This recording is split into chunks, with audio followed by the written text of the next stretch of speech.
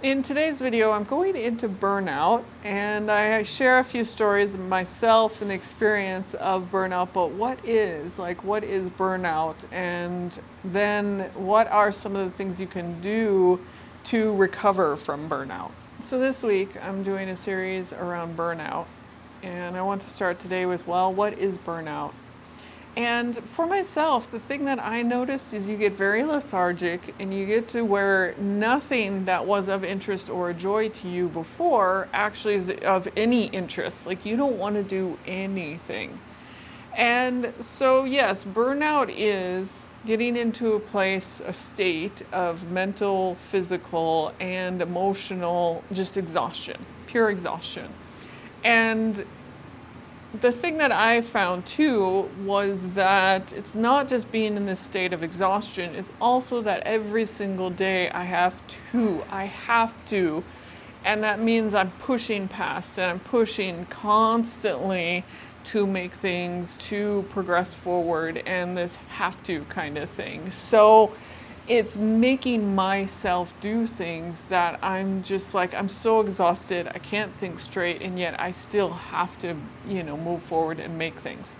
So there was a couple shows that I was on that I ended up at the end of it, I took time off. And so one of the shows, like I'd mentioned in the hustle culture videos last week, there was one of the shows that I was working on. I worked 75, 95 hours a week, and it was this constant, doing long hours, but then as well the added pressures of you have to get these things done in a certain time. So at the end of that show, I took off work, for a few months, and I decided rather than doing a vacation or a holiday somewhere, I would just take off and do like a staycation. So I just stayed, and it was funny because when I got home, I remember during that time, like I never ate at home. It was always at work, and so I ended up going up to my kitchen, and there was like flies everywhere, and like things that I would like were starting to go, get moldy, whatever. My bathroom had all my hair on the floor, because I never, like in those months that I was doing these crazy hours, I just was not cleaning or, taking care of the house. And most of the time, everything I have set up, bills, whatever, automated. So I wasn't even checking my mail. I didn't even care. And then finally, I had like this stack of mail that I went through, and I had received like a ticket citation because one of the things on my car was not displayed properly. And so thankfully I was able to refute it and say, oh, I do have, this, whatever the thing, but I just didn't have it displayed properly. But I just didn't even know that I had these things because I did not even maintain or keep up with things in my house. It was all about work. It was all that I could do just to maintain like my work and get it done because of how much pressures we had and the exhaustion I was under. So I paint that picture because then I take off this chunk of time and I get home, and of course I do clean the house and I, go through my mail, and I was able to refute the citation, all of that stuff. But then I started noticing every day that I would get up in the morning and I'd be like, I don't want to do anything. And this was a phrase I had for weeks. I was like, I don't want to do anything. And then I'd be like, okay, then don't. Like, why? Why do anything? And that was when I realized that under those pressures at work, we were constantly making ourselves do things, so it was like, I have to push beyond my limits and keep pushing and keep pushing and keep pushing. And so here I had this chunk of time off. I didn't have to do that. Well, I didn't even want to do anything that was of interest to me, anything that I enjoyed doing. Like, I didn't want to. It ended up being 6 weeks that I went with this phrase of like, I don't want to, and then don't. Okay, don't. After 6 weeks, I finally got to a point where I started being like, oh, I'm kind of bored now. Now I want to start doing something.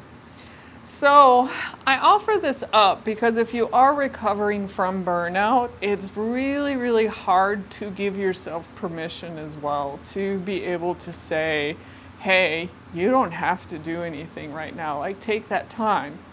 I know coworkers that had family, they had a harder time as well because the wife still expected them, or the partner still expected them to be able to, do the regular things they were doing before. But like I even stated with my mail and cleaning the house, whatever, those regular things were like out the window, and it was just so difficult for me to even fathom doing them. And so I know, like with, like I said, the partners, but then also with their kids, because their kids expect, the same thing as well. But if you can state to your partner and, the children in some way that, hey, I need these chunks of time to just recover, then it's like they can understand that, I would hope. But also, in myself, because I was able to take that chunk of time, I was able to process and recover and, come out of it. And be able to get to a place where I actually was passionate about things again. I actually was enjoying and working on things that I really wanted to do for myself. And meet up with friends again and go to lunches or dinners, or classes, whatever. So then I went on to another show, and again, at the end of that show, I was burned out again, same kind of, this was a cycle that I went on for years. But I ended up signing up with a Vipassana meditation retreat.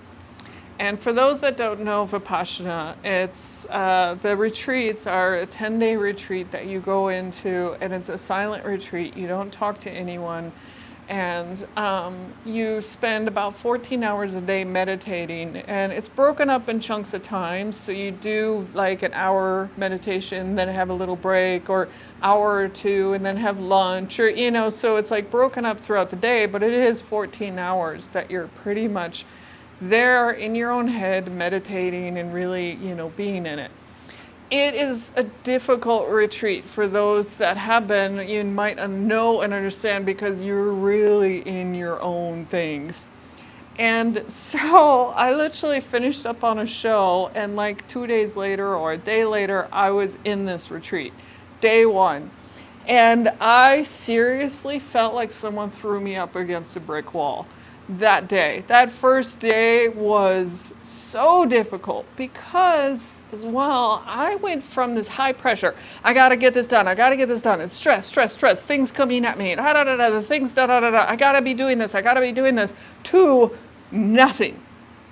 And to switch from that kind of state to suddenly there's nothing, and I'm in my own head, was kind of like, whoa, what? So it was quite a drastic shift. And like I said, I use the phrase of like someone just threw me up against a brick wall, like I hurt all over and felt horrible and just was like, wow, what am I doing here? I did not want to stay, but I was determined to be like, okay, I'm going to make it through this. And literally by the second and third day, I was transitioning and shifting to a better place. By the time I left that retreat, I didn't have those feelings like I had that previous time where I went for 6 weeks of, I don't want to do this anymore.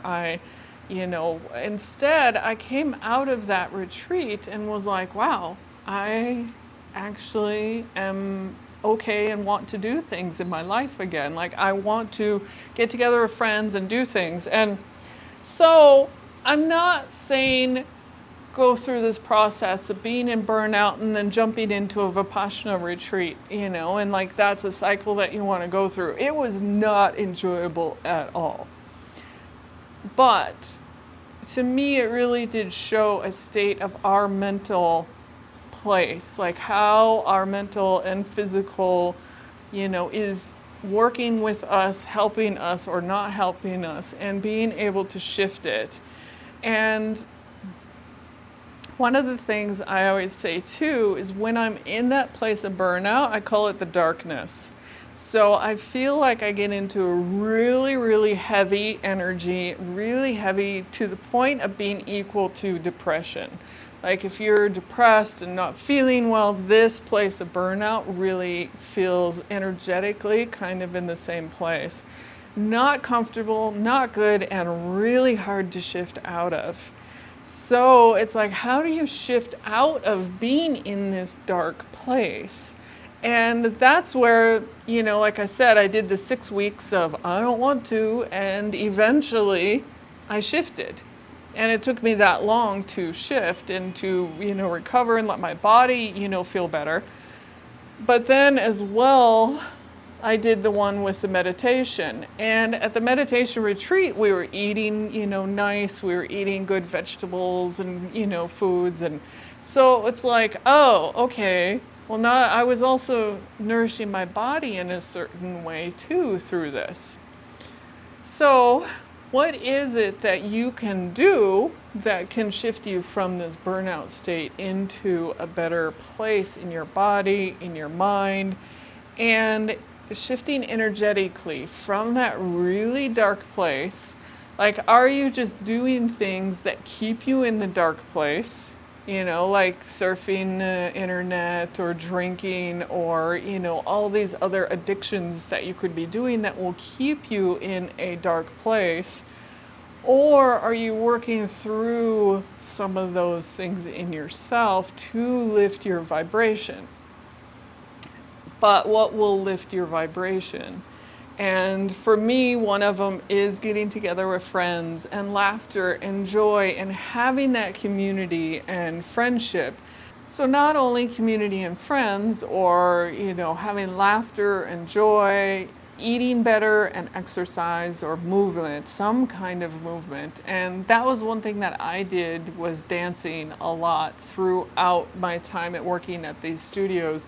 And so those things, actually getting your body moving and eating better, eating foods that your body needs, will help give you the energy as well and uplift you. And then mental state, being able to shift your mindset from where you are to a, higher, happier place. And meditations can do that, guided meditations, or as well, just affirmations, things that can help you shift from this. Again, it's this really dark and heavy place that you want to be able to shift out of. And then notice who you're around. Like, are you around people that are in a similar kind of energy? And it's really hard when you're around those people to shift out of that and shift into a higher vibration, or when I talk about higher vibration, like a happy or love or joy. And so just notice the influences that you have around you as well. So I know that's a quick list of a few things that you can do to help. And if you are currently in a state of pushing and doing crazy hours, tomorrow I'm going to do a video on like what you can do while you're in it, while you're in this place of exhaustion and worn out. Because I know for me, I was really difficult to do anything to help myself during the time where I'm fully exhausted, fully in work. So it is definitely not an easy place to be in. And again, I'll have more videos this week on burnout. So thank you for joining me today. I'm AmyC with You Finding You. And if you are enjoying and getting value out of these videos, do hit that like, share, and subscribe button. Thank you again. See you in the next video.